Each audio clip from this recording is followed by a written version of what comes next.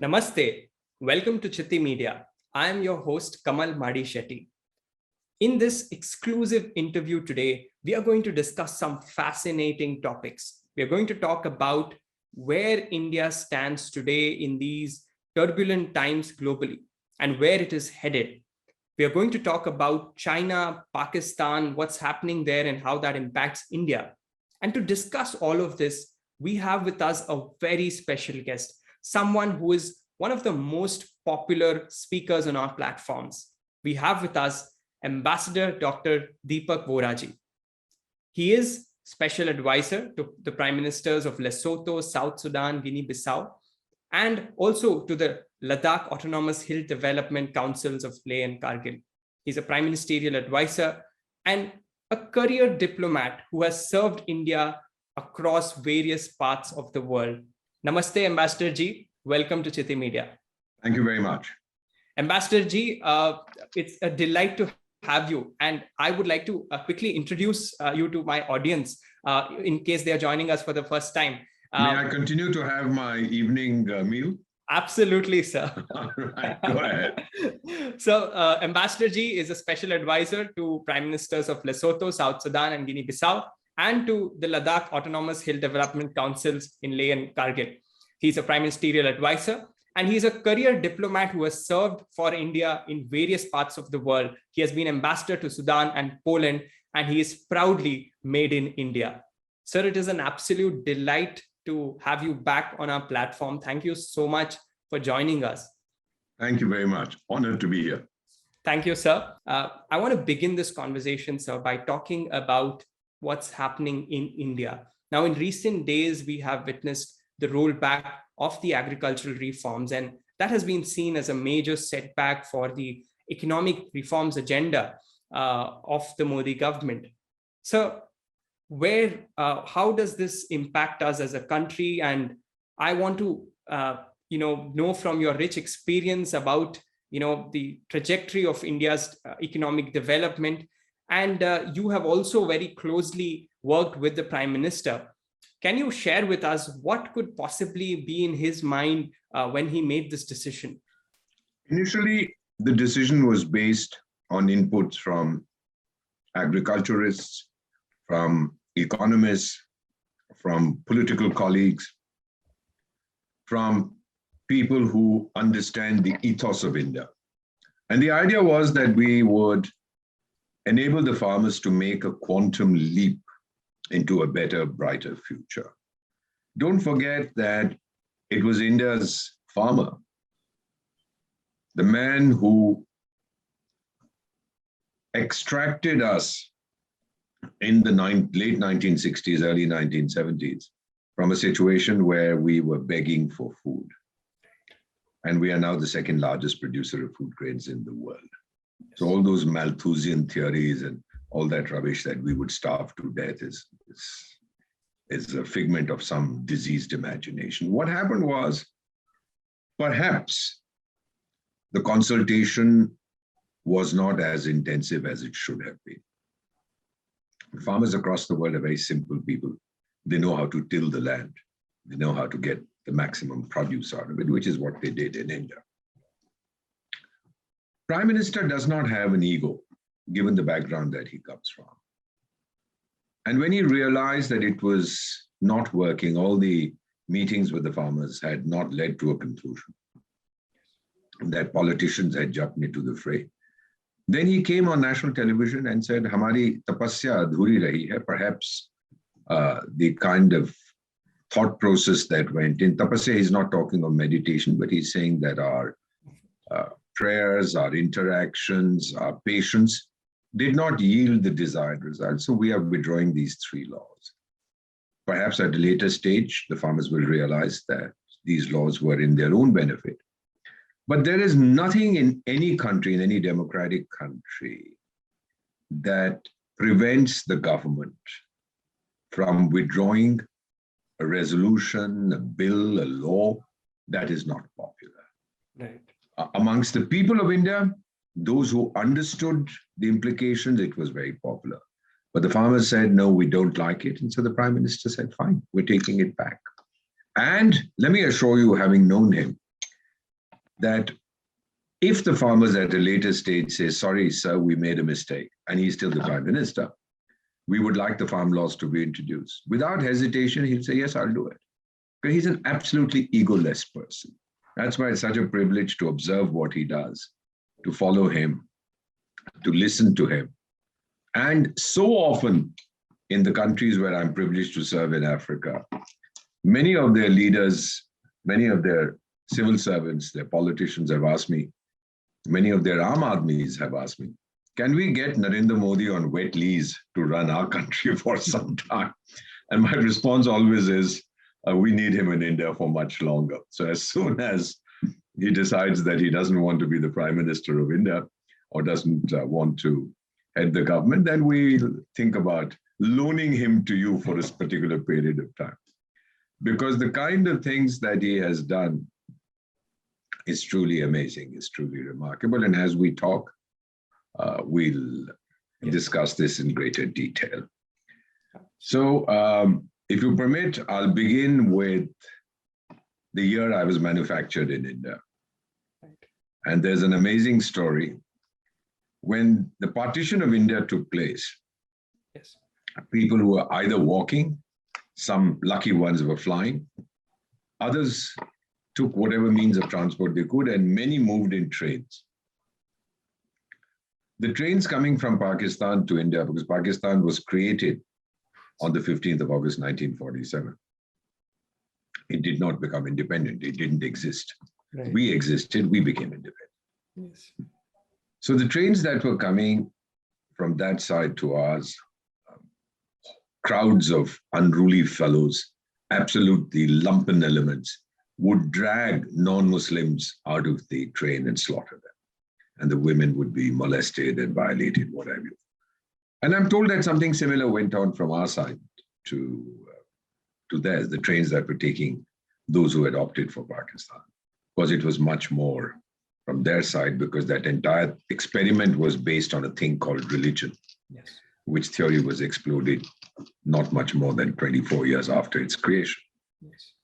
So one of the trains coming from Lahore reached Amritsar. It was escorted by the Pakistani army, the agreement between the two governments. And then at the border, the Indian army took over to escort the train all the way to Delhi. There's a place in Delhi called Kingsway Camp. It still exists. It was built to accommodate these refugees. Built for 30,000. At one time, I'm told there were 300,000. And so a young officer who was in government, who was on duty at New Delhi, at that time, I don't think we had New Delhi railway station. We had this Delhi railway station, which is now Old Delhi railway station. So he saw this very pretty woman in one of the coaches, and she was looking lost. And then he got busy doing what he had to at the platform. And she went her way, and he couldn't erase her picture from his mind. So he told his sister, he said, go to Kingsway Camp, find out who she is. She was in this coach. This was the seat number. This was her height. This is the color of her skin. Her hair was like this. She was wearing this kind of a dress. So the sister went, found out who this woman was, said, well, she's an orphan. She was separated from her brother, her only surviving blood relative during the trouble in partition. And she was the principal of a school. Her parents are both dead. And she lives in Kingsway Camp, and she's now going to start looking for a job. So this handsome young officer went off to Kingsway Camp with his sister. And this was late 1947, and asked this very beautiful woman, will you marry me? And she said, yes. So they got married in 1948. I arrived in 1951. Wow. This is the story of my parents. Beautiful. So in every which way, I'm a product of partition. And my journey since 1951 to date has been coterminous with the journey of India. One of the things that I've come to realize after serving in 13 countries and as ambassador in Sudan, South Sudan, Poland, Lithuania, Armenia, Georgia, that it takes 3 generations for a former colony to overcome the trauma of being second or third class citizens, of having to say ji huzur to somebody else, to someone who's not your compatriot in terms of nationality.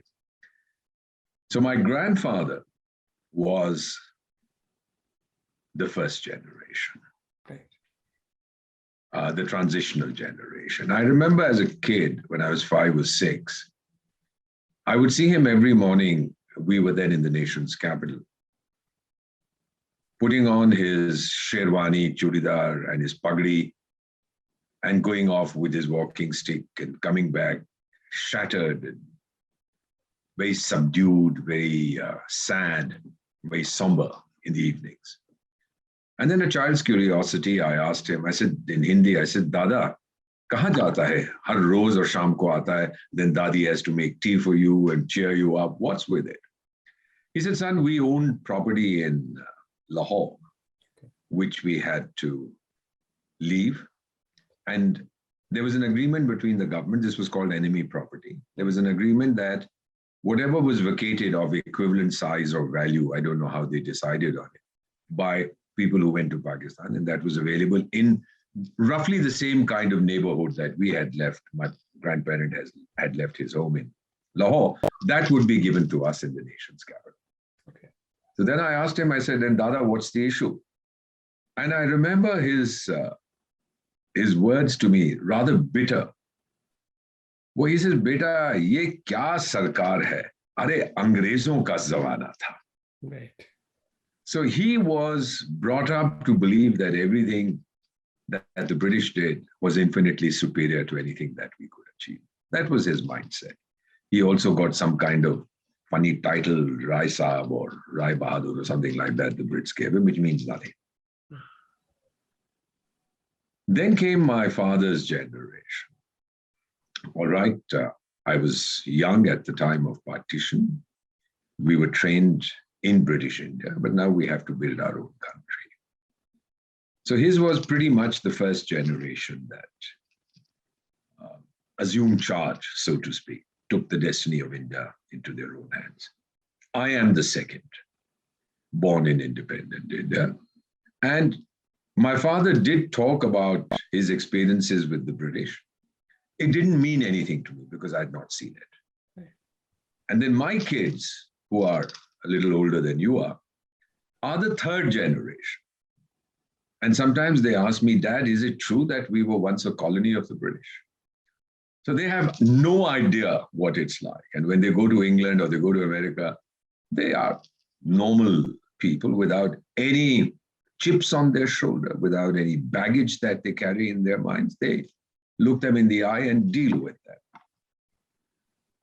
I've seen this everywhere. Unfortunately, in the African countries where I serve, I'm privileged to serve, they seem to be stuck in a time warp, still waiting for the colonial master to come and develop them.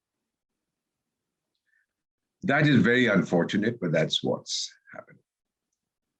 Then when I talk to a lot of young people in India, I've spoken to about, as of date, over 30 million, virtually as well as in person. I travel across the country, part of a program called Enlighten India.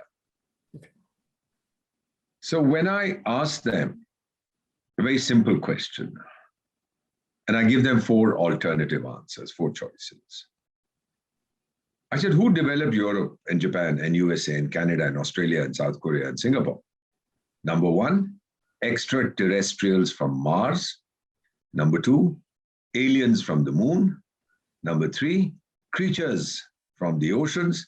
Number 4, the people of those countries themselves. And the answer is immediately the people of those countries themselves. Then I smile at them and say, what's wrong with you? Mm-hmm. And it gets them thinking. And then they say, yes, we can do it. Of course we can. But I said, there are no ifs and buts. Mm-hmm. Don't wait for someone else to do this. Today, I don't think there are too many countries that inoculate almost 1.2 billion people Yes. in 10 months against the Chinese virus. Not too many who promise that this country will produce 5 billion vaccines in 14 months. Not many countries have built one toilet every 2 seconds, eliminated open defecation, 110 million toilets. Which country opens 2 bank accounts for its citizens every second? We talk of physical connectivity of roads and highways. Despite the virus, in this year, which is not yet over, 2021, we are in December, we build 1.5 kilometers of world-class highway every hour. And we lift 1 Indian out of extreme poverty every second. You can look at the world poverty clock. You can see for yourselves if what I'm saying is reality or fantasy. Our world today is divided into 2 time zones. There's AC, which is after COVID, and there's BC, which is before COVID. What was my journey, which I found was, I passed through different stages in India's own development. Wasn't easy. 1951, 4 years after independence, and 4 years after we had fought a very expensive war forced on us by Pakistan in Kashmir. Huge cost to us for a struggling young economy. We took a wheat loan of 2 million tons from the US in 1951. At the time of independence, we had 1.3 or 1.4 billion pounds in our sterling reserves held in England, the Bank of England. England at that time was broke because of the First and Second World Wars. And this was the money owed to us because of our participation in the war effort. So they tried every trick in the book not to give it to us. First, there was a devaluation of the sterling, which meant that we probably lost a third of our reserves. Right. And then they created one account A, from which we could use it to buy what we wanted, but account B, we could only use it to pay pensions of fellows living in Britain who had served in the British Indian Army. We had to pay that. We had to also pay them the separation, all their civil servants, the separation amounts, etc. So it was tough, but our foreign exchange by 1956 had collapsed. We then introduced all those foreign exchange regulations and so on. We stumbled along, even as our population continued to rise relentlessly. Now, I still recall there was a fellow who would come, a grocer who would bring bread to us in the late 50s to our home. And we didn't have machines to cut bread, so he would cut it with a huge knife. And every conversation, because I would go out the main door to take the bread, he would then write it in a book, and at the end of the month, we'd pay. Bread was, at that time, 50 paise or something like that. And he would always complain. He says, look at the inflation. Look, everything is so expensive. Everything is on fire. Now we're talking about the late 50s. And I would smile at him and I said, where are you from? And he said, I'm from Jhang in former Pakistan. Things were so much cheaper during the British era. But now that we are independent, how have I benefited? That was his point of view. 65, we were forced into another war just 3 years after we had fought China, in a war that didn't go too well for us. We were still recovering. We were still trying to rebuild the military. We were trying to rebuild our morale. And then we got attacked in Kashmir again by Pakistan. Every Pakistani dictator, if you read his biography or his autobiography or his book, he boasts about how he attacked India, whether it was Ayub Khan or Yahya Khan or this Musharraf or whatever that fellow's name is, who pretends to be dying but refuses to die. All of them talk about when they attacked India. So we were attacked in 65 at huge expense to both countries. but they were a dictatorship, so their people never found out. We are a democracy. It cost us a lot of money. It was a multiple whammy for us, son. That same year, the rains had failed. I recall distinctly that the earth of my country, India, lay cracked and gaping from south to north. There was no water, there were no rains. Absolute dry, including in the Punjab. India's then Prime Minister went to the United States because they had loaned us wheat. They were a superpower, tremendous surplus food production. She went to ask for food aid. A major American newspaper, I still keep the clipping, headlined, "New Indian leader comes begging," because the person who fought the war, Lal Bahadur Shastri, had died in Tashkent, where we signed the agreement with Pakistan, where we gave back what they had, what we had captured, they gave back to us what they had taken, and we were back to ground zero.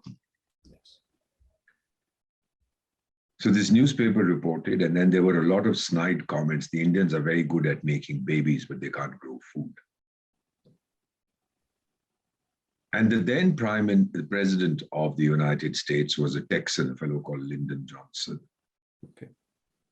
He agreed to let us import 9 million tons and 11 million tons of wheat. This is the hard red California variety in 66 and 67. But he would control every shipment himself because he didn't like our independent foreign policy. We told the Americans, "You're messing around in Vietnam, you shouldn't, you did these bad things in other places, you should relax, you shouldn't be doing all this." He was very upset. So he would release the shipment whenever she called him, Mrs. Gandhi called him. Okay. There's an English expression that you live from hand to mouth. Yes. We were living from ship to mouth. I remember those days. And we were told, don't eat a meal on Monday evenings. We have to save wheat. I have slept hungry 52 Mondays in 1966. Okay. Not because we couldn't afford it, but I felt that it was a national emergency and I should play my part. I have slept hungry. We didn't have milk. The Delhi milk scheme and all these milk schemes in different states were created to control supply of milk, to ensure supply of milk.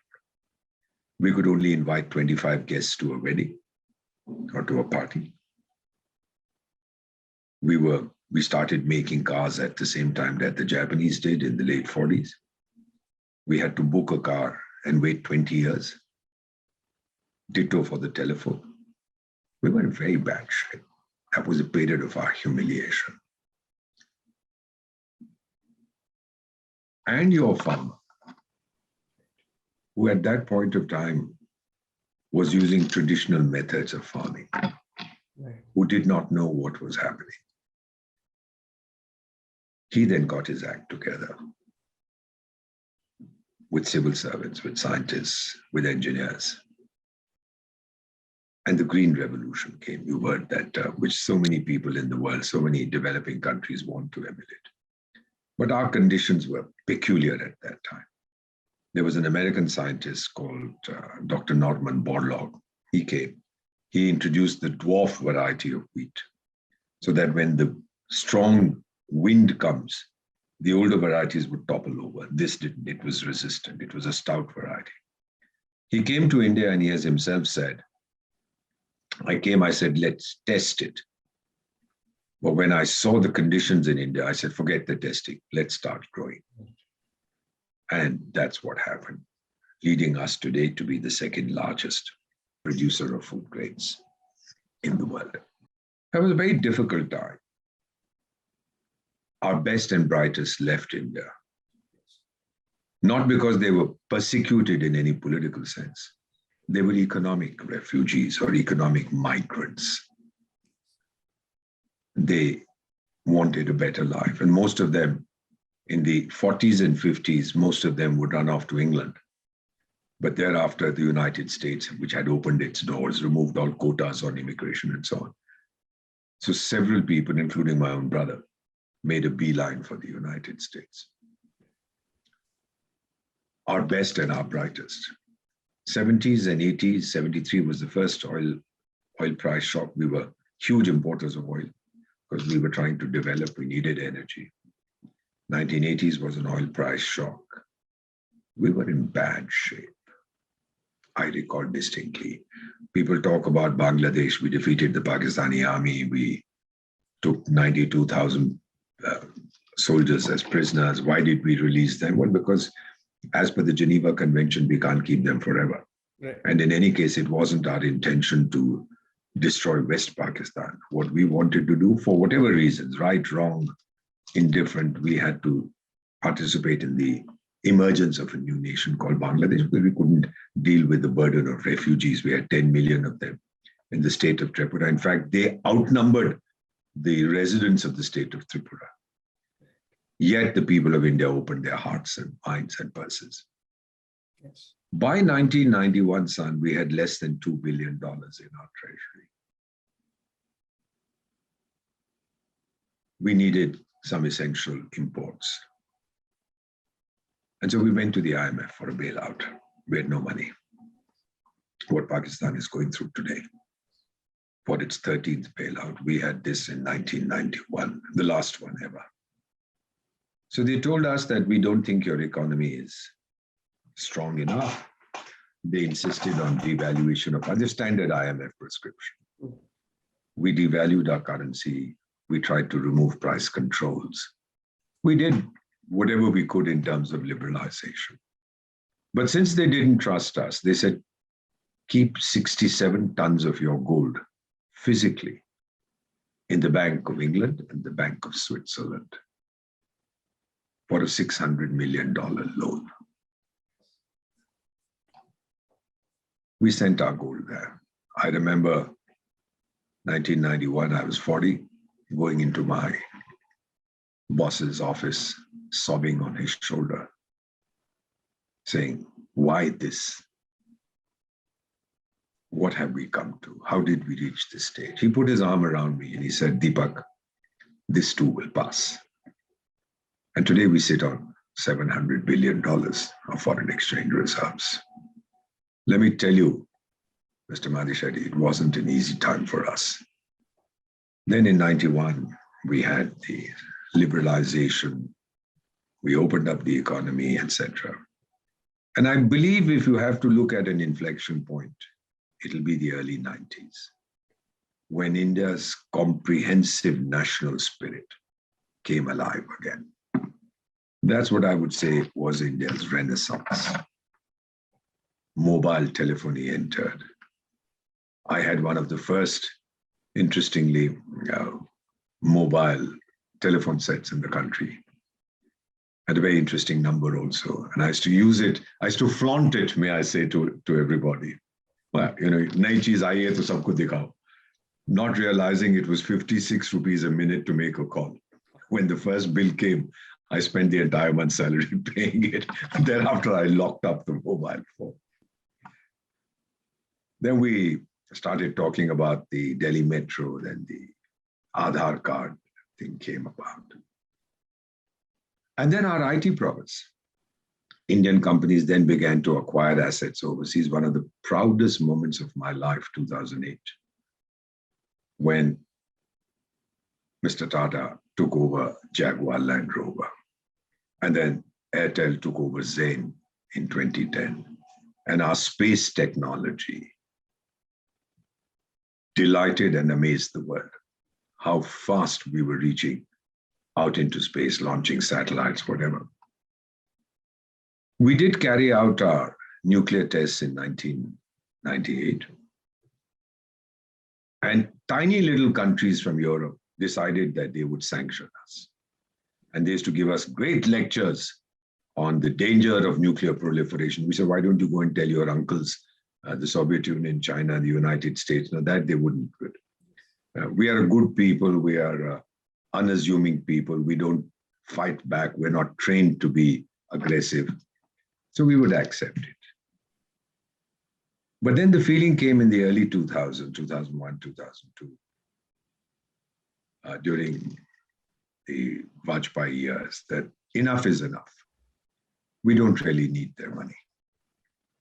So when they would come to tell us that, all right, this is the aid I'm giving you for this year, we'd say, happy birthday. Thank you, but no thank you. Give it to the NGOs, give it to whoever you want, but nothing on government account, except for political reasons, we said, all right, we'll take it from America, we'll take it from Germany, we'll take it from Japan. At that time, it was Russia. We'll take it from them, but from nobody else. And remember that the collapse of the Soviet Union in 1991 had also impacted us very badly. Yes.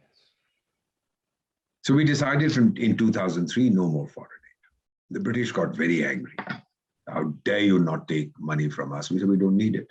In any case, what you're giving us is peanuts. And I'm quoting the then finance minister who later became the president of the Republic and passed away some years ago. So they insisted. And finally, we had to, in our negotiations, tell them that, look, if you really insist, we'll take it. But on condition that, assume you're giving us X million pounds, then you must take X plus 1 million pounds from us as our aid to you. And that, of course, was, they thought we were being funny, but we were quite serious. And so it died. 2004, the tsunami came. I was your ambassador in Armenia and Georgia. The Armenians are very good people. They look up to India. So many NGOs came, contacted us and said, we don't have too much money, but we'd like to go and help. So we said, fine. We had instructions from Delhi. We said, we'll give you visas. There's no issue. Then there were some American NGOs also and from Europe. They said, all right, we are going. So what about the arrangement? So we said, what arrangement? And where will we stay? We said, you go stay on the beach. We have no time to find housing for you or anything. And if there is massive flooding on the beach, if the waves come in and wash you away, we'll find your body, we'll send it to your families. There's nothing else we can do because our chaps are very busy, in search and rescue operations, and we're trying to feed the people who have been affected by the tsunami. Well, let me tell you that a grand total of 0 NGOs came to help us, and we decided that we would handle it, and we did a very good job. Now, of course, we advise other countries on how to deal with natural disasters. I also remember we had that massive earthquake in Bhuj in 2001. And I was posted in Spain. Spanish are very nice people. So I was visiting the Canary Islands. This is in January of 2001.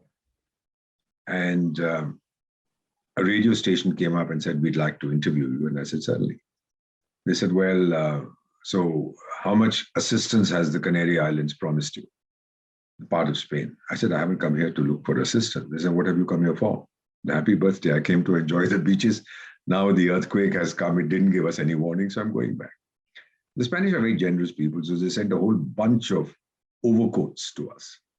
Now in Bhuj, you don't use overcoats. The temperature is in the 30s around the year. So we had to politely tell them, or we just threw them away. That is sequentially, step by step, your national self-confidence started coming back. The Chinese talk of their comprehensive national power. We talk of our comprehensive national willpower. That started returning. And suddenly we said, guys, we can handle this ourselves. 2016, with the present government, we went across the border, and we, in Pakistan, occupied Kashmir, and we smoked those terrorists out of their homes. They didn't know what had hit them. And in 2019, we went into the territory of Pakistan proper and blasted those training camps over there. People will argue, you didn't kill so many, instead of 300, you killed 299. Well, happy birthday, you can argue till the cows come home. The fact is that India's resolve was demonstrated. And we've not had anything on that scale which provoked that attack, the Pulwama thing, since then. Galwan, 2020, last year. We broke China's front teeth. They didn't realize that India would respond in the way we did. China seeks to overawe the countries that it thinks are its adversaries merely by its bulk and size. We were not going to be overawed. We fought back ferociously. They were absolutely horrified. That is again a milestone in the world's assessment of India. I was in the United States when this happened. And so many people came up to me because the virus had been unleashed by then. Right. So many people came up to me and said, well done, India. Thanks for smashing those fellows. Now we know that all this nonsense, they are invincible, unstoppable, is pure nonsense. It's a fantasy. So they said, thank you, India. Actually, we proved it, son, that the PLA is a paper dragon, the People's Liberation Army. Nobody else had done it. We did it. Now, Vietnamese had fought them and thrashed them badly, but that was in 1979. It was 40 years before they messed around with us. So in the 21st century, we were the only country that gave them a bloody nose. And the world was, take my word for it, the world was delighted that China had been exposed for the aggressive bully that it is and a coward at heart. Then 2021, we healed the world with our vaccine.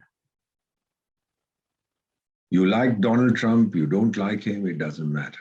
He was the constitutionally mandated president of the United States.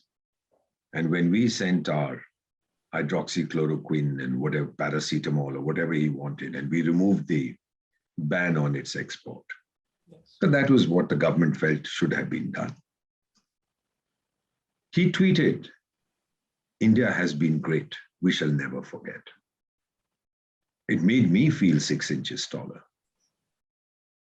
Again, I was in New York and I would take my morning walk with my group of friends in Manhattan, and they would just turn around and anybody passing by saying, you know, imagine, we would hear people talking, imagine India, we never believed that India could do this. India has these medicines.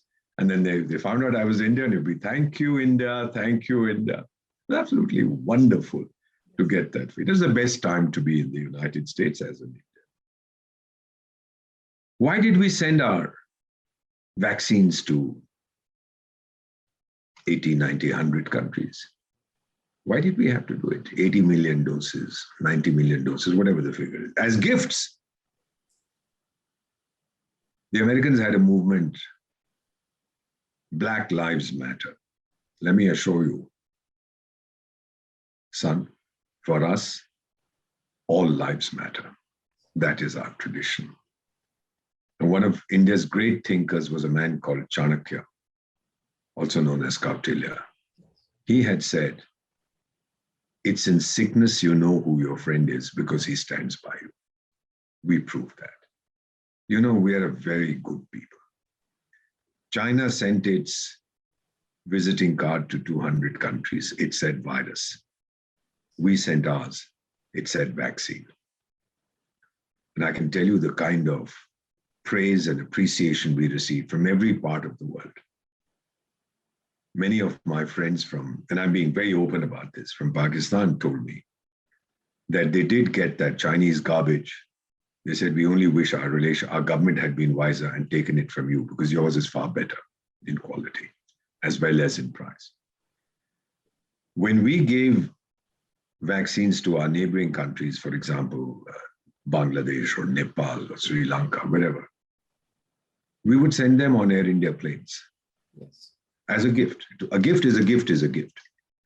So the Pakistani foreign minister rushed off to China and said, please give us some vaccines. They should send your aircraft, pay the parking charges, and we'll give them. We'll give you the vaccines, but everything else you have to pay for. That's China. The only god they worship is called the dollar. Otherwise, it's an atheist country. And then in 2021, this year, I don't know if you've seen the latest National Family Health Survey. For the first time in our history,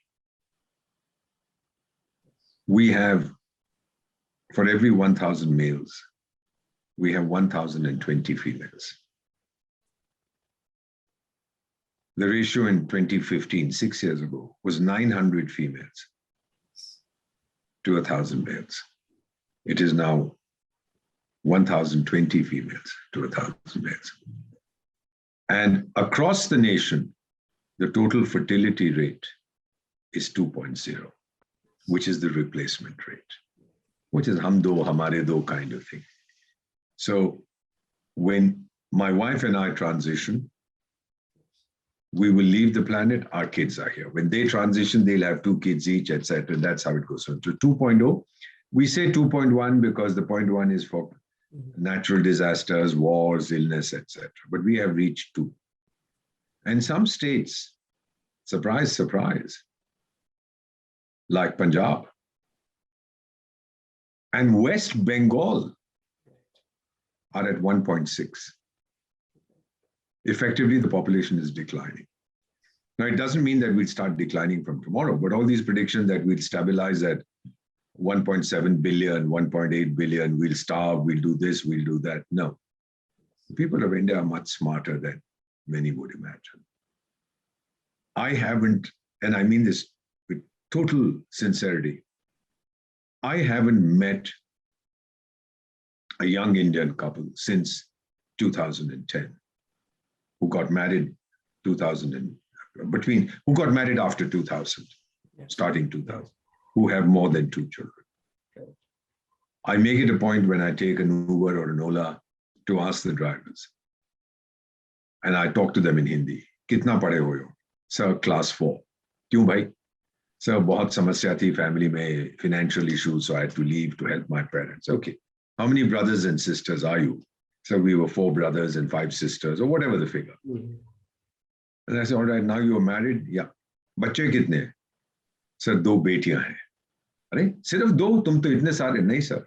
Bas 2 bahut hai sir.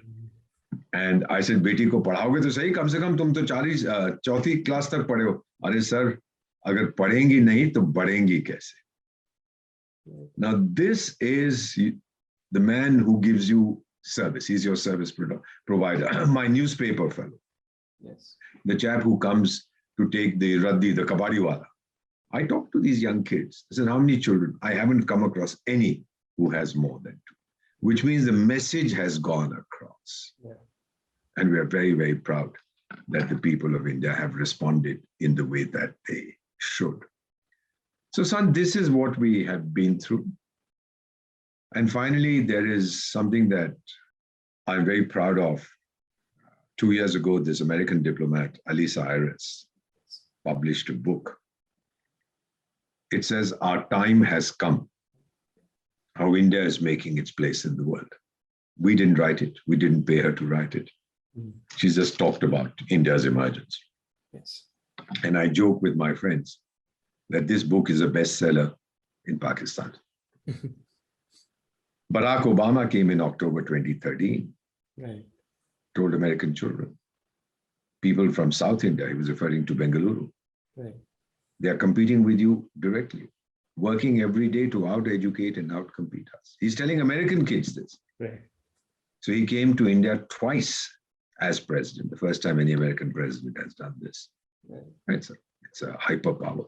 And then he came again 3 years ago, 3 times. Bill Gates, exactly a year ago, Singapore FinTech Festival. He says, things are really exploding in India. Study that country. Innovation in India is phenomenal. These are not my words. Right?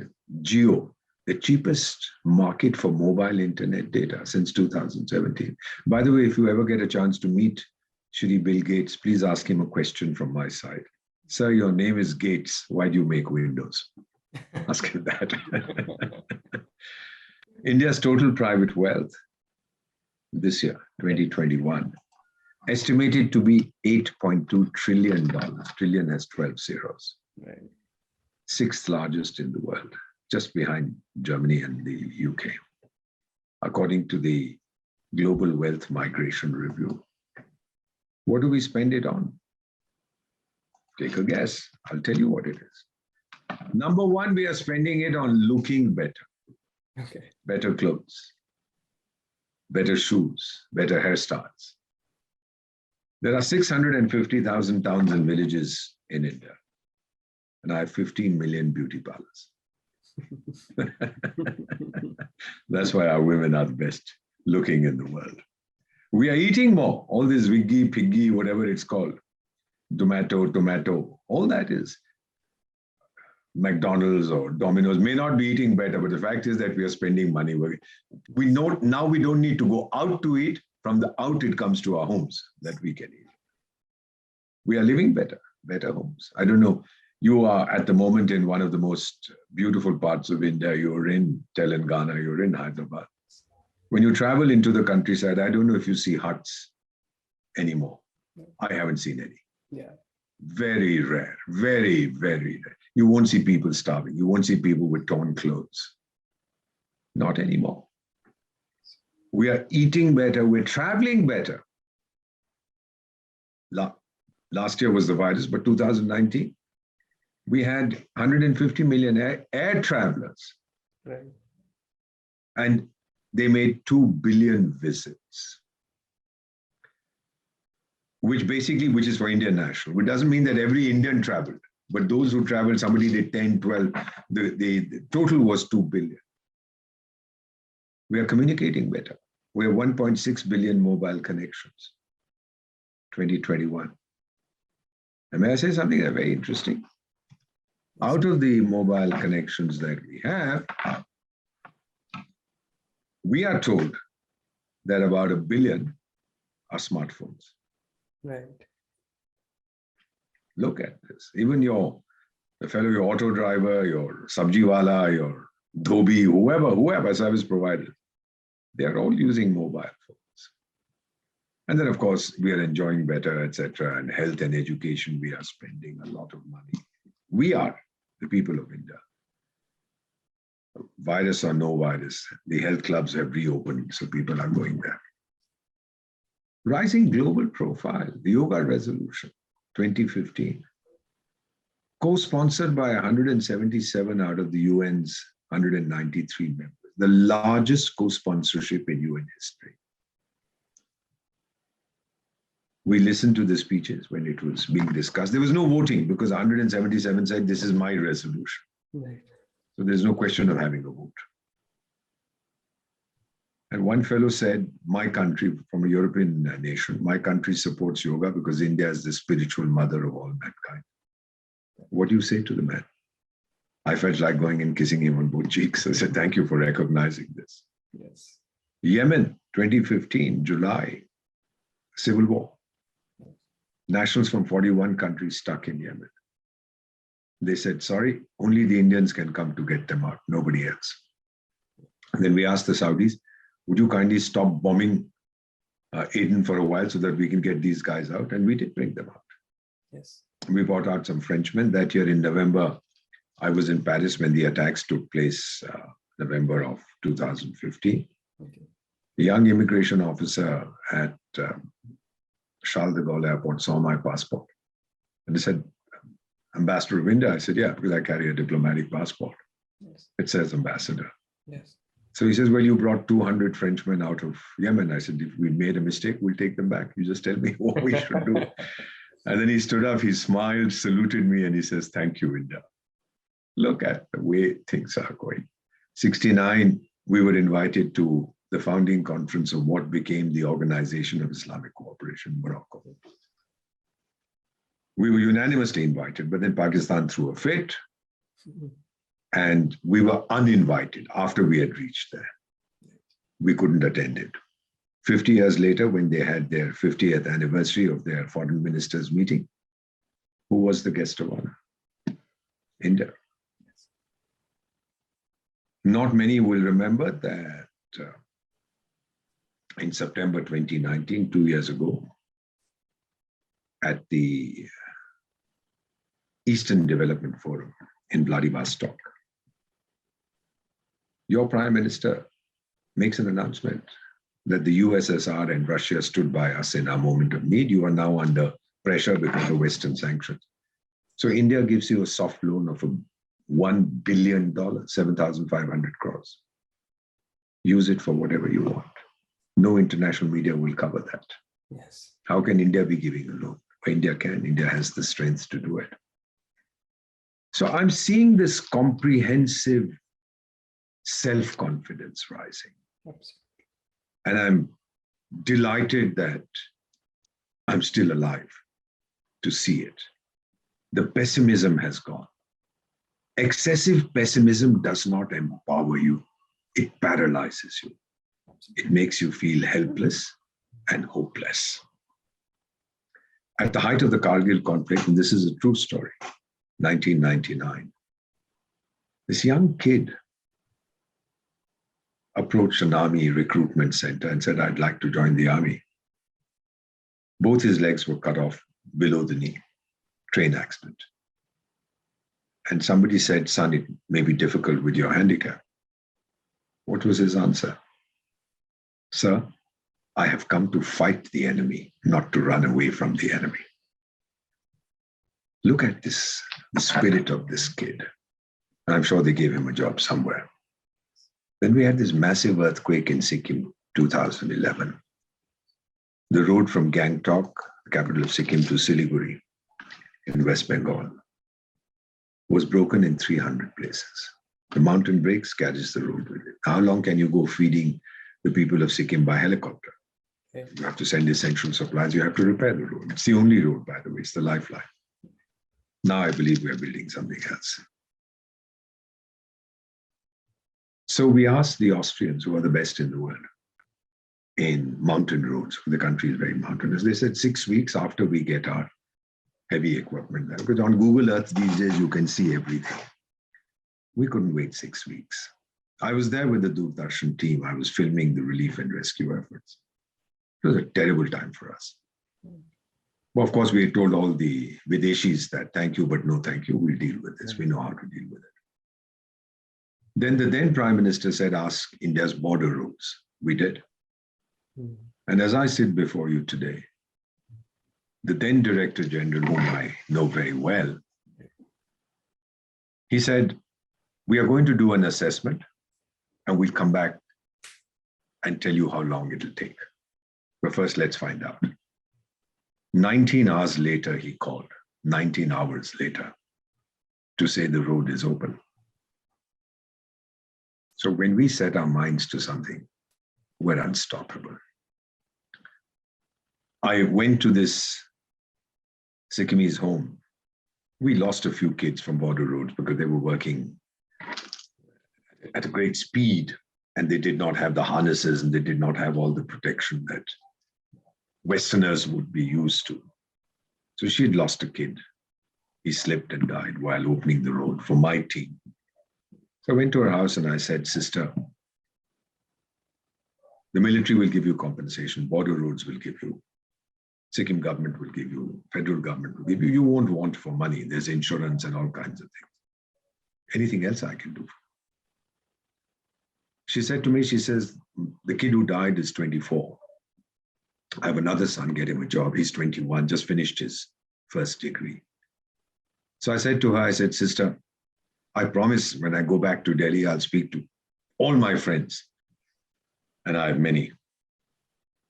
I'm big industrialists. For them to get a job for your kid is no issue. I'm talking about 2011. Right.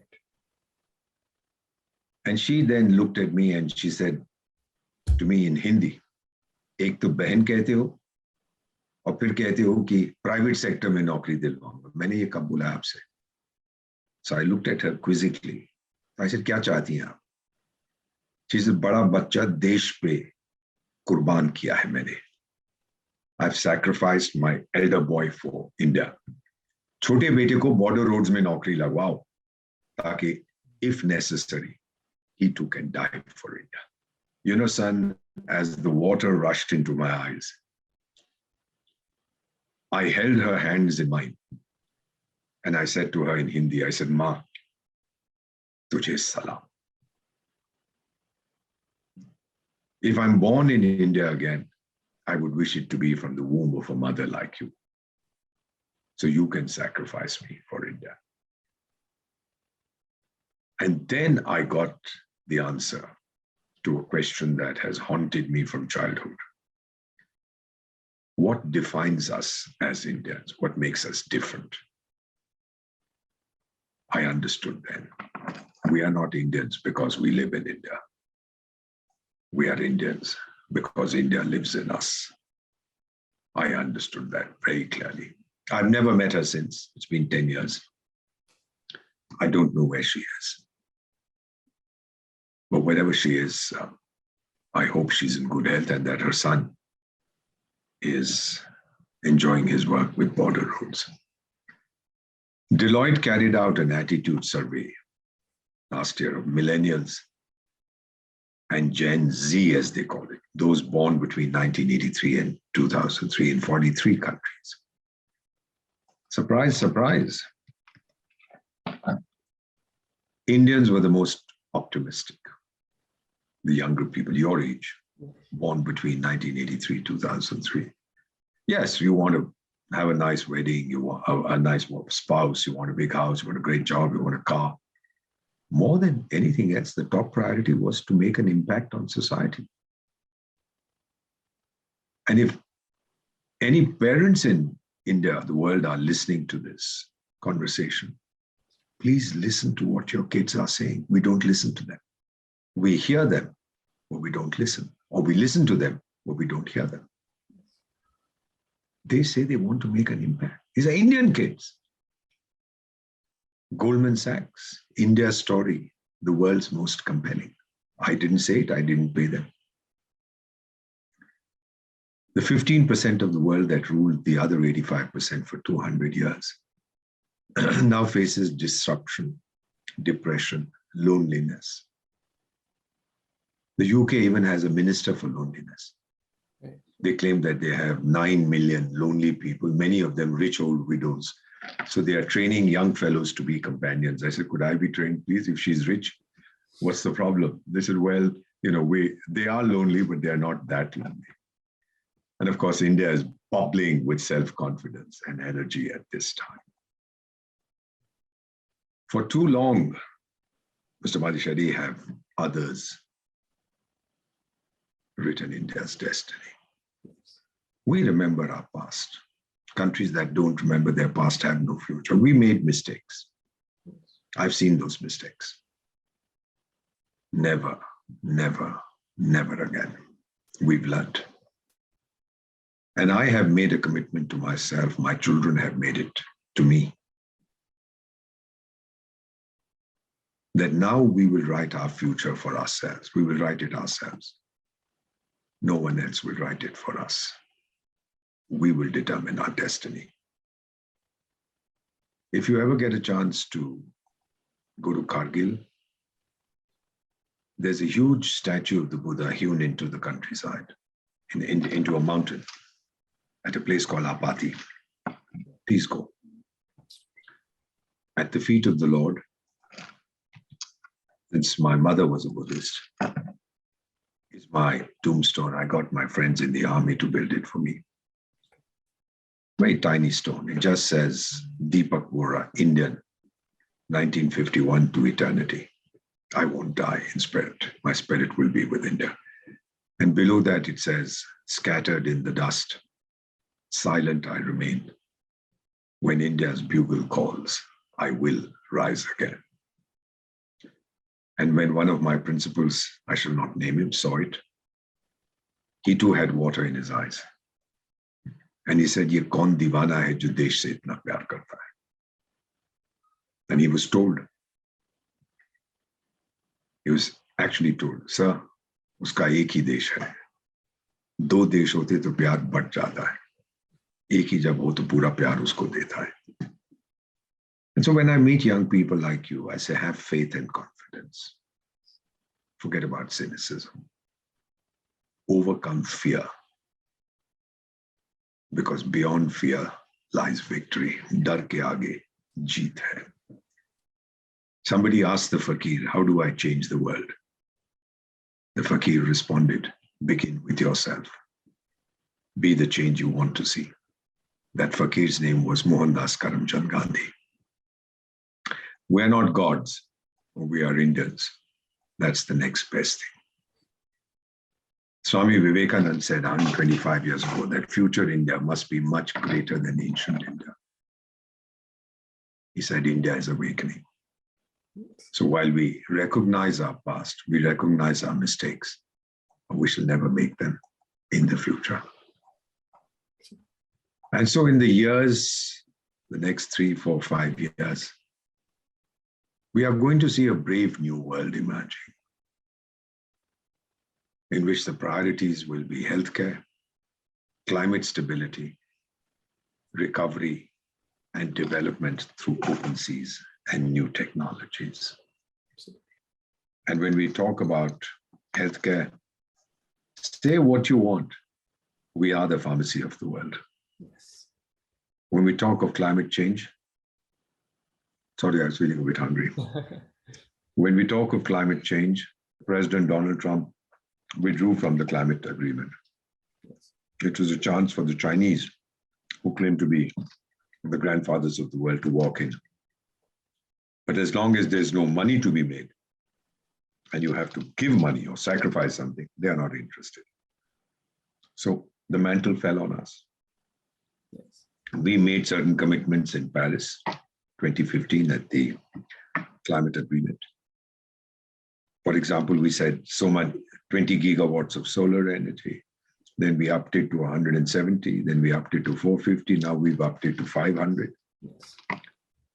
gigawatts, which is 1 billion watts. So climate change again, and we have seen, you were not even born in the 70s when we had a Chipko movement in the Himalayas. So the Chipko movement was people would go and stick to a tree, put their arms around a tree and dare the contractors to cut them down. And that became the template for environmental movements around the world. Once again, India was leading.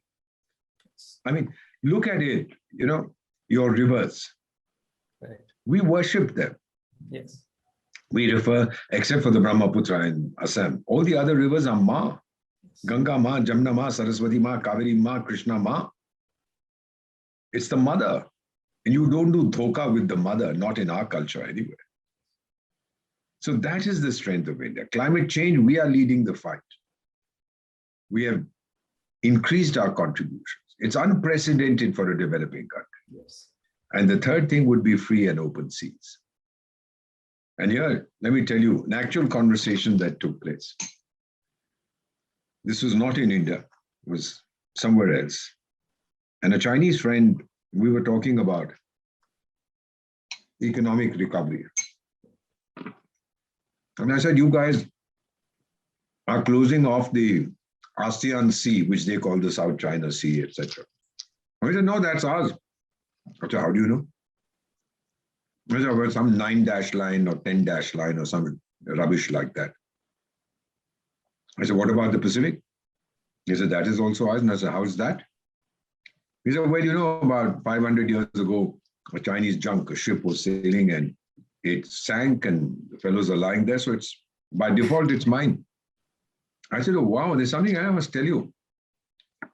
Now, one of my ancestors, when you had the Opium Wars in the 19th century, he came from India to fight, British Indian Army. He fought there, he died there. So by default, China belongs to me. That was the end of the conversation. He didn't see the joke in it. But he was very serious about what he had been told by the Communist Party. Right. So I just wanted to mention that for the people who are watching this, that with these three priorities, healthcare, climate stability, and recovery through open seas and new technologies, free of terrorism, intimidation, domination, we are best placed to play a role because the world trusts India. Absolutely. Absolutely, sir. And thank you so much for, I think, wonderfully taking us through a very important trajectory of our country from the time of independence to some of the most important inflection points in our history, in our contemporary history, and also bringing us to the present and also laying out the agenda and the future. And I think one thing is very clear. It's a great time to be alive in India right now. If I may go back to what was said, the English poet said it at the time of the French Revolution. Yes. Bliss was it in that dawn to be alive, but to be young was very heaven. Right. I am sure there are a lot of young people out there totally inspired and they understand the opportunity that this gives us. Thank you, Ambassador Ji, for sharing those insights. Ambassador Ji, if with your permission, if I could also pick your brains on a few other subjects. And I particularly wanted to talk about what's happening in our neighborhood. Now, Western neighborhood in particular. Now, recently, India hosted the Delhi Dialogue, which was focused on Afghanistan. And Pakistan, on the other side, has become very desperate to maintain its grip on the situation in Afghanistan. We saw recently that Shah Mahmood Qureshi, the foreign minister, literally blackmailing Europe and making it into engaging with Taliban. And Pakistan is also creating several obstacles for India, for India's initiative to supply food grains and humanitarian assistance via the land route. Now, what is Pakistan trying to achieve in Afghanistan, and where does that leave India and our policies going forward in Afghanistan? That's a very interesting question. It's not easy to answer it, but I shall make an effort. Take a look at the map of Pakistan. I should be able to put one on the screen, but I won't. It's a very narrow country. It doesn't have too much of width. They have the length, but east to west is very narrow. Yes. 400 kilometers or something. They're afraid that Indian tanks will roll over. Right. So then they're planning from the time of their independence is that we will regroup in Afghanistan. So they've always believed some term coined by some fool of strategic depth. Right. That we'll get strategic depth in Afghanistan. When Pakistan was created, Afghanistan voted against its admission to the United Nations. Right. Yes. The only country. Right. They don't like that. Right. Because when the so-called Durand Line was made by the then British Foreign Secretary Mortimer Durand and the Amir of Afghanistan, 1893, it said, okay, my influence on this side, your influence on that side. Yes. But Afghanistan was meant to be a buffer state between Tsarist Russia and British India. Yes. It was never meant to be a border. So it had a validity of 100 years. So it would have expired in 1993. But that the Pakistanis don't accept. Right. So Afghan said, look, we have Pashtuns on both sides of the border. Right. And if you want to go back further in history, then all the Pashtun areas that you have, Balochistan and others, are all the way up to Gwadar Port, all the way up to the Indus River belongs to Afghanistan. Yes. And Pakistanis are terribly frightened. They are still not able to understand, I'm afraid, that now the tail is wagging the dog. Right. Pakistan is terrified of its own internal problems. Yes. It's broke. Yeah. They've begged the Saudis to roll over their loan, which is already $3 billion they'd give, for which the repayment is due this month. Yes. They're begging the UAE. They're taking some money from the IMF. And the IMF has imposed very strict conditions that you can't use this money to repay your Chinese loans. We have to see what you're going to do with it.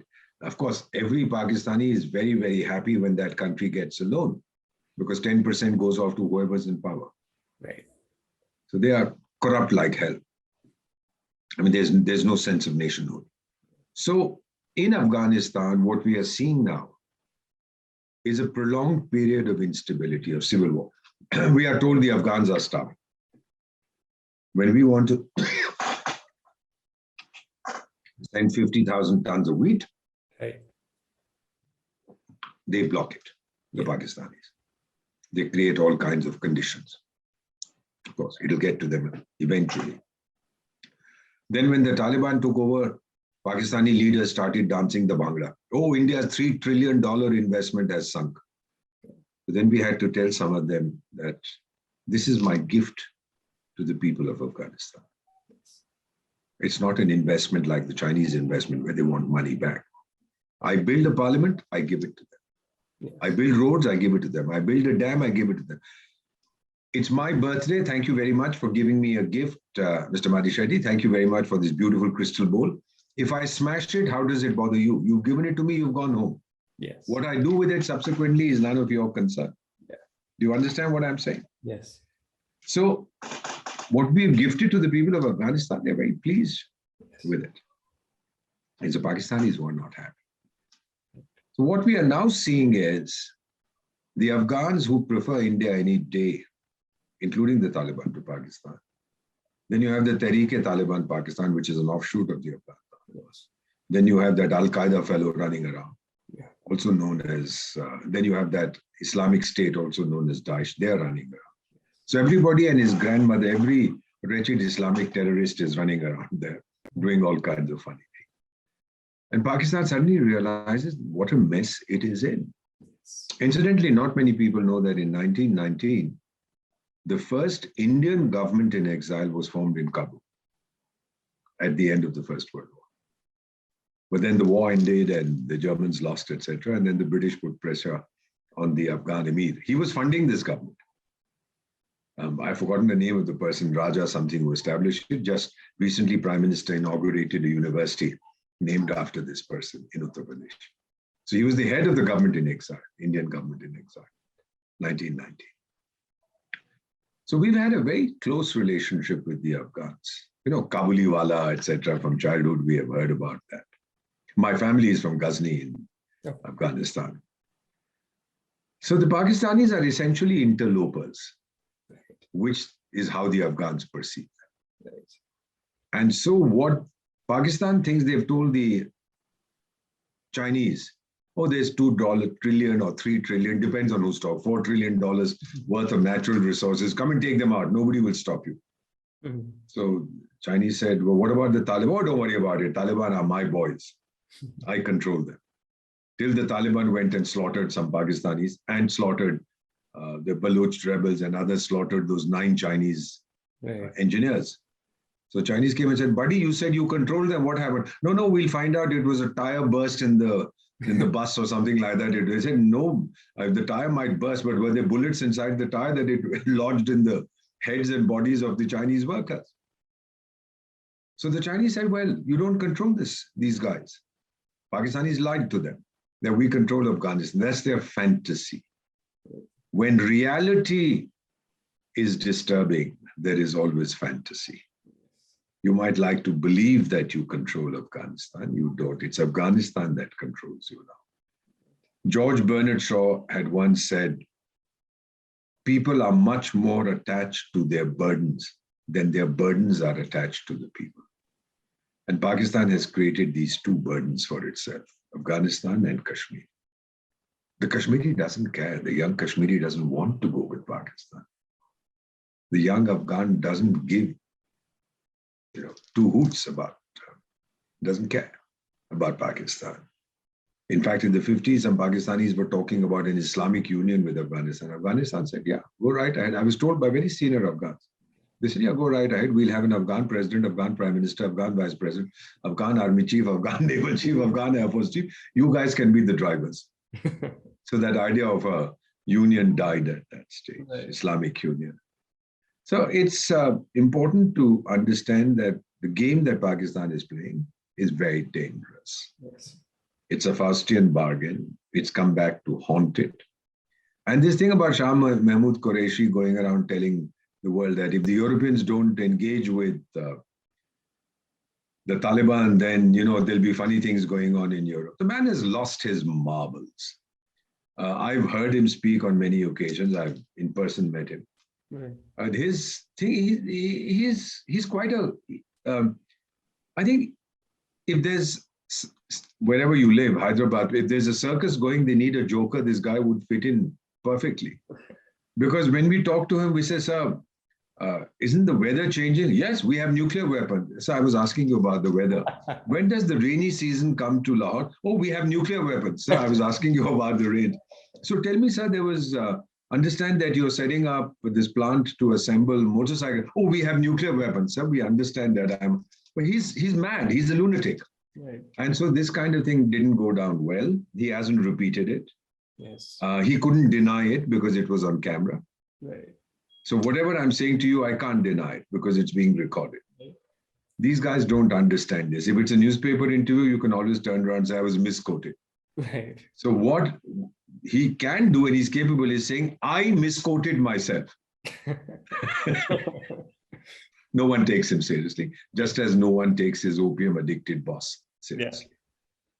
Yeah. Absolutely.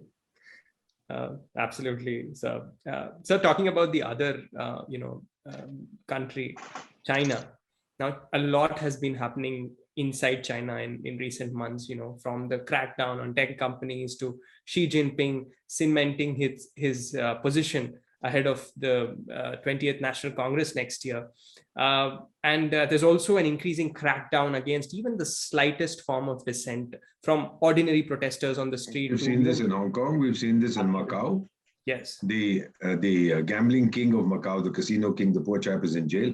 Yes. And even the celebrities like even a tennis player, Peng Shuai. She disappeared. And then I think 88 celebrities are in some kind of negative list produced by the Chinese Association of Performing Arts or something like that. Yes.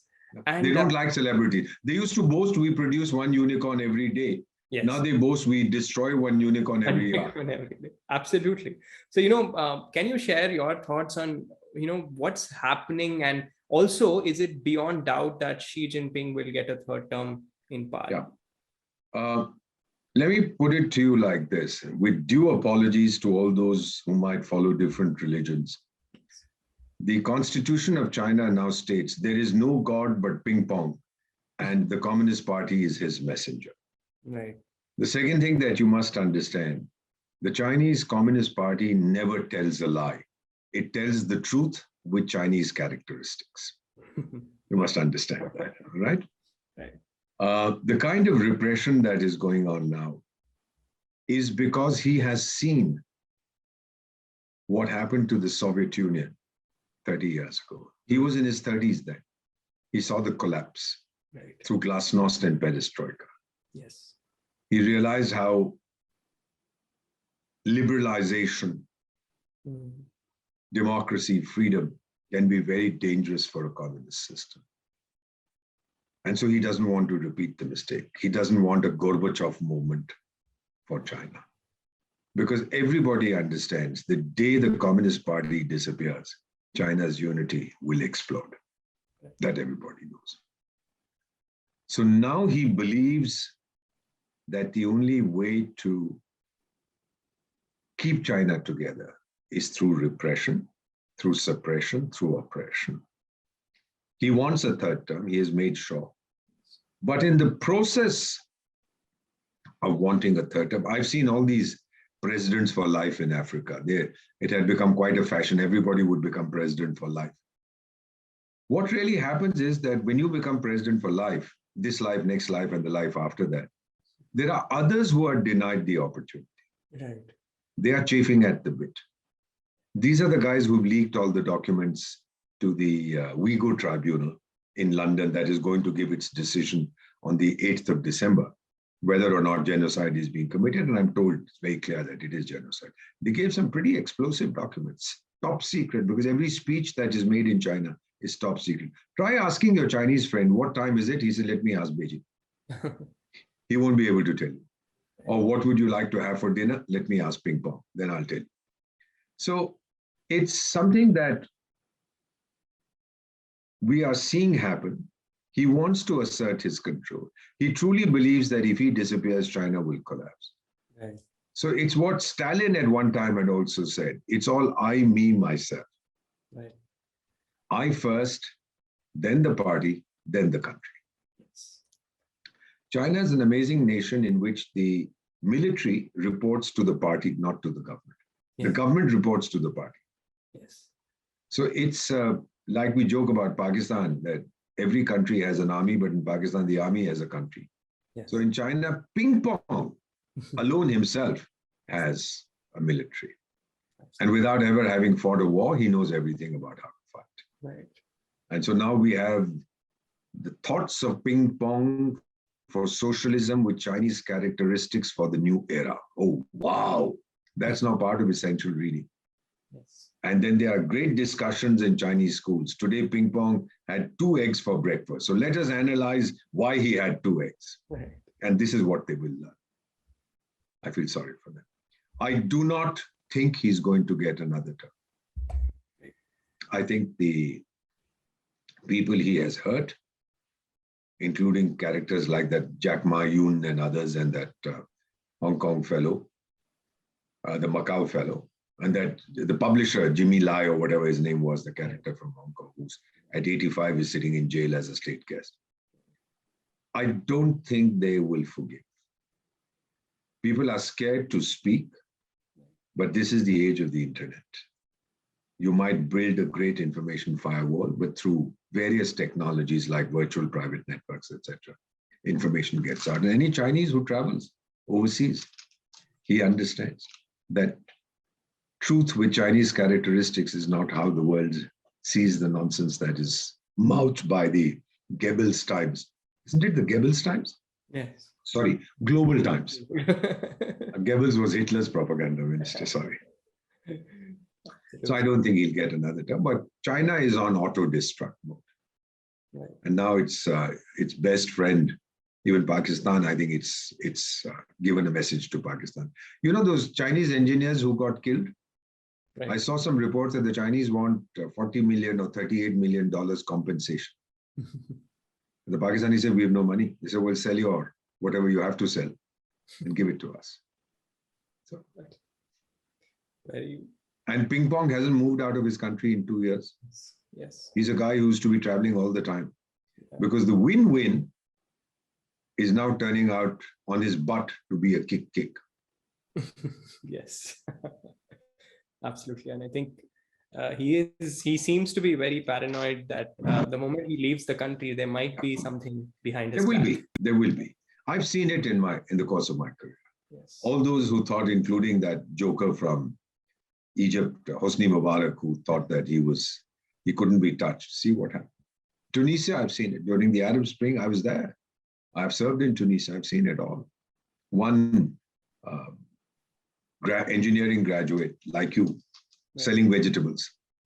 When the police took away his cart because he didn't have a license, he bought a bottle of kerosene outside the president's, and went outside the president's palace, poured it on his head, set himself on fire. 2011, the Arab Spring started. Right. Spread like wildfire. The Yemeni went, the Egyptian went. We all know what happened to a character called Muammar Gaddafi. Yes. All these things have, the guys who think they'll be around forever. I've seen this in Africa. My buddy Robert Mugabe, who was an icon in 1980 in Africa, but then suddenly went berserk, didn't want to give up. Omar Hassan al-Bashir, the Sudanese, he considered me his best friend of the diplomatic corps. He's now in jail, awaiting extradition to The Hague to be tried by the International Criminal Court for genocide against the Darfuris. I've seen this in Malawi. I've seen this in Algeria. I've seen this in Mauritania. I've seen this in Mali. I've seen this in Burkina Faso. So these guys will go. Hitler promised his people 1,000 years of the Third Reich. What happened? When the time came, he pulled out a Mauser pistol, put it to his forehead, and pulled the trigger. Yes. I think if 2020 and 21 were eventful in China, I think it's only going to be much more interesting. Oh, very interesting. I mean, always something exciting out of China. Yeah. But we also say, la plus ça change, la plus c'est la même. The more it changes, the more it's the same. It's the same. Absolutely, sir. So my final question to you before I end this conversation is to ask you about the US now and where it stands with regards to Let me tell you right away. Yes. The Americans have this amazing ability to self-correct. The United States' greatest strength, we have 2 children, both live in the US. I have a brother who lives in the US. I have a sister who lives in the US. My wife and I are the only ones in India. The US is a magnet because it is able to combine the creative talent of the whole world in new and exciting ways. When they say it's a land of opportunity, I believe they're telling the truth. And I believe that the message of Miss Liberty, give me you're tired, you're poor, you're oppressed, or whatever, you're the tempest tossed. I don't remember the language, but for I hold my lamp beside the golden door. That's still the golden gate. Right. Miss Liberty still attracts everybody. And I believe that that country will bounce back like India does. It's a very resilient society. They're already coming back. Whether you like Joe Biden. Oh, by the way, who's helping their comeback? What did Joe Biden say? Indian Americans are taking over the United States. Now look, we've got Twitter has got an Indian fellow, and I think Google has one, and Palo Alto, whatever they are, and who else? Facebook, whatever. I mean, Microsoft has an Adobe and Adobe, and also look, I mean, because people trust us. Where are the Chinese CEOs? Where are the Pakistani CEOs? Right. Why us? Yes. Think about it. Yes. So I just want to say that India and America are natural allies. Whatever the Goebbels times might say, when we said the Beijing Olympics should go on, he said, oh, India and America are not natural allies. Thank you, India. India is a great power. Because we said we support the Olympics. The fellow has lost his marbles. Nobody takes it seriously. Right. But the reality is that the United States will, in the foreseeable future, remain number one because of the freedom that it gives to the mind and the spirit to soar, because of the freedom that it allows you, an individual, to find his fullest expression. That's what India also gives, but at a different level. We're not there yet. And if there is one country that shares the same values as the United States, it's us. The Americans realize, now who needs whom more? Do they need us more? Do we need them more? You can talk about it till the cows come home. Yes. But that's what it is. Absolutely. Thank you so much, sir. It's been a very enriching conversation with you, as always. You've shared so many insights, truly fascinating insights, and also inspired our viewers, as you always do, and make them realize the wonderful time that we are living in. And I think it's a great conversation to have at the end of this year, because there's so much to look forward to, both in our country and the world. And thank you so much for your time, sir. Thank you very much.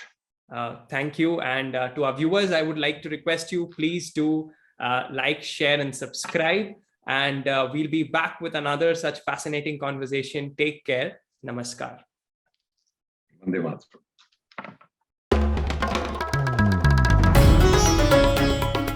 Namaste. We hope you enjoyed this Citti Media content. Please remember to subscribe to us and switch on the notifications for this channel. For our other social media links, more content, and to support our work, please visit citti.net. Dhanyavad. Namaskar.